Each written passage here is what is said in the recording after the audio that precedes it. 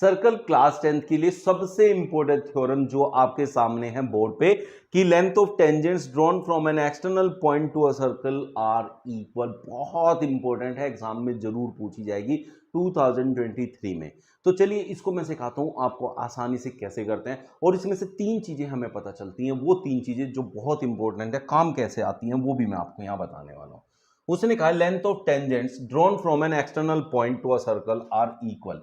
मैंने एक सर्कल लिया, अब उसने बोला है कोई एक एक्सटर्नल पॉइंट है, उस एक्सटर्नल पॉइंट से मैं टेंजेंट बना रहा हूं सर्कल के ऊपर।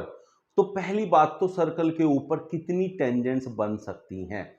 तो आप देखें, जब आप कोई भी एक चिमटा यूज करते हैं, जैसे किचन में चिमटा होता है, उस चिमटे में अगर आप एक रसगुल्ला पकड़ने जाएं तो वो सिर्फ दो पॉइंट से पकड़ सकता है। ऐसे यहां रसगुल्ला रखा है तो इसको सिर्फ दो तरह के इधर से पकड़ सकता है, और कोई जगह नहीं है, और कोई भी जगह नहीं है इस एक्सटर्नल पॉइंट से, जो ये बाहर से जहां से दोनों उंगली आ रही हैं, उससे सिर्फ दो ही ऐसी लेंथ हुई जो इसके ऊपर आ सकती हैं, इसको टच करते से बाहर से जा सकती हैं।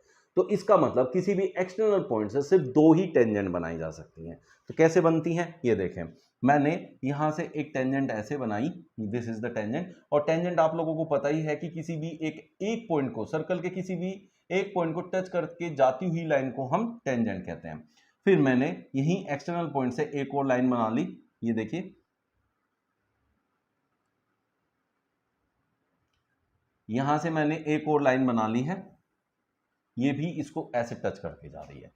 ये दो टेंजेंट है जो किसी एक्सटर्नल पॉइंट से मैं बना सकता हूं, सिर्फ दो ही टेंजेंट किसी एक्सटर्नल पॉइंट से किसी सर्कल के ऊपर आ सकती हैं।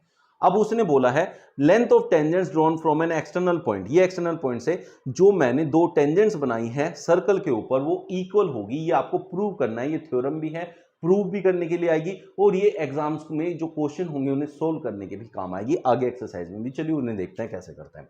उसके लिए मैं पहले बना लेता हूं एक centre, this is the let this be the centre of the circle. ये सेंटर ऑफ सर्कल हो गया। यहां से मैं दो रेडियस बनाऊंगा, that will be the construction. तो हमें प्रूव क्या करना है, पहले लिखेंगे to prove, to prove,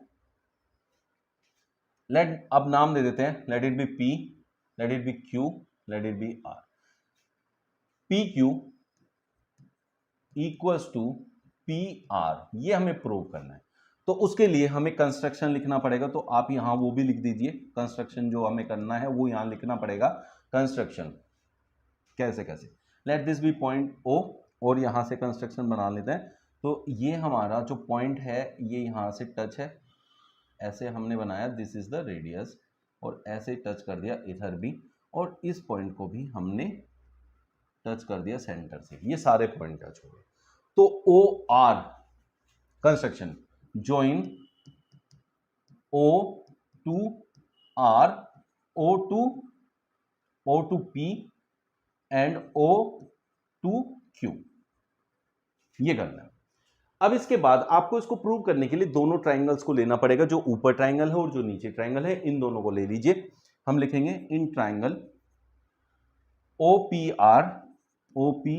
are and triangle O P Q, ये ले लिया मैंने। अब आप ये लोग ये देखें, जो पीओ है that is common, PO equals to PO, PO equals to PO.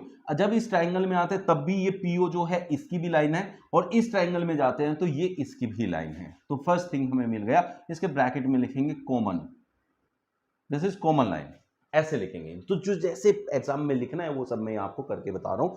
फिर उसके बाद क्या करना है, ये कॉमन हो गई, और O R equals to O Q होगा, O R equals to O Q होगा, because radii of the same circle, radii of same circle, ऐसे आपको लिखना है। अब आपके पास आती है कि थर्ड थिंग हम क्या लेंगे, तीसरी चीज हमें क्या लेनी है। तीसरी चीज है, जब भी रेडियस किसी भी उसको टेंजेंट को टच करती है सर्कल के ऊपर, मतलब पॉइंट ऑफ कांटेक्ट पे जाती है, वहां वो 90 डिग्री का एंगल बनाती है, वो थ्योरम के थ्रू हमें पता है। तो इट मींस हम कहेंगे angle O R P, angle O R P equals to angle O Q P by theorem angle between tangent and radius tangent and radius is 90 degree at point of contact, ऐसे आप लिख देंगे bracket में। तो by RHS triangle OPR is congruent to triangle OPQ। ये हो गया RHS से, क्योंकि यहां देखिए 90 डिग्री है, ये 90 डिग्री है, और ये जो इसका ये जो इसकी हाइपोटेन्यूज है वो दोनों के लिए कॉमन हो गई, तो ये दोनों के लिए इक्वल है। तो जब ऐसी कंडीशन होती है तब हम कहते हैं RHS कॉन्ग्रुएंसी। उस कंडीशन में अब ये हमारा ट्राइंगल इस ट्राइंगल के कॉन्ग्रुएंट प्रूव हो गया। कॉन्ग्रुएंट प्रूव हो गया तो इट मींस जो ये लाइन है PR, this line PR will be equal to PQ, PR equal to PQ prove हो गया। ऐसे आप कर सकते हैं। This is the method, first method. दो मेथड होते हैं, पहला आपको मैंने करके दिखा दिया कैसे करना है, ऐसे आप फर्स्ट क्वेश्चन करेंगे, मतलब फर्स्ट टाइप से करेंगे। तो दूसरा जो टाइप है, दूसरे टाइप में आप क्या करेंगे, दूसरे टाइप में आप ये तो लिखेंगे ही लिखेंगे, कंस्ट्रक्शन भी आपको करना ही पड़ेगा।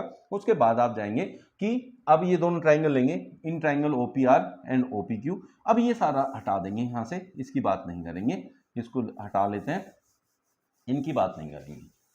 उसके बाद हम अब देखेंगे हमारे पास क्या है। अब ध्यान दीजिए, ये एक राइट एंगल ट्राइंगल है और ये भी एक राइट एंगल ट्राइंगल है। उसके लिए वो थ्योरम लिखनी पड़ेगी कि they are equal to 90 degree, जो थ्योरम अभी मैंने बताई वैसे एज इट इज लिख देंगे। तो आप देखें इन ट्राइंगल OPR,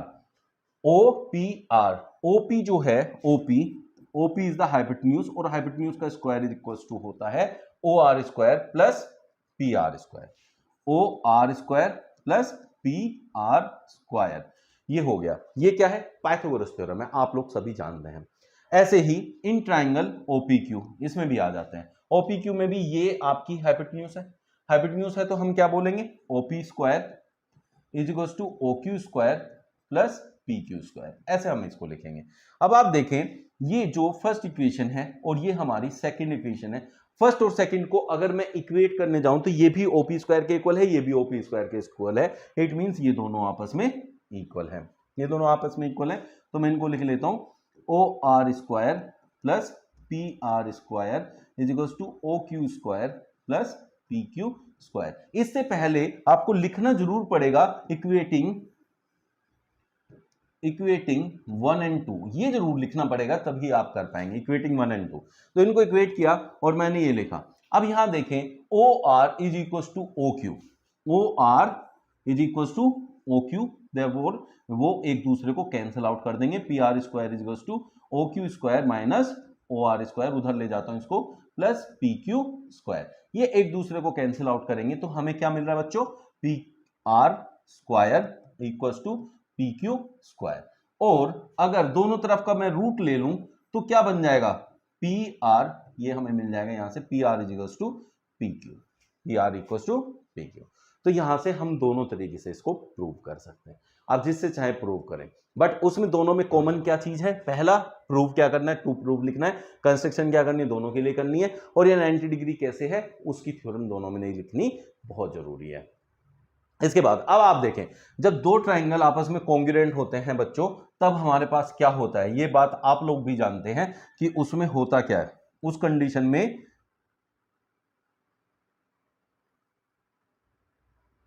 अभी एक सेकंड ये देखिए, उस कंडीशन में हम लोग क्या करते हैं,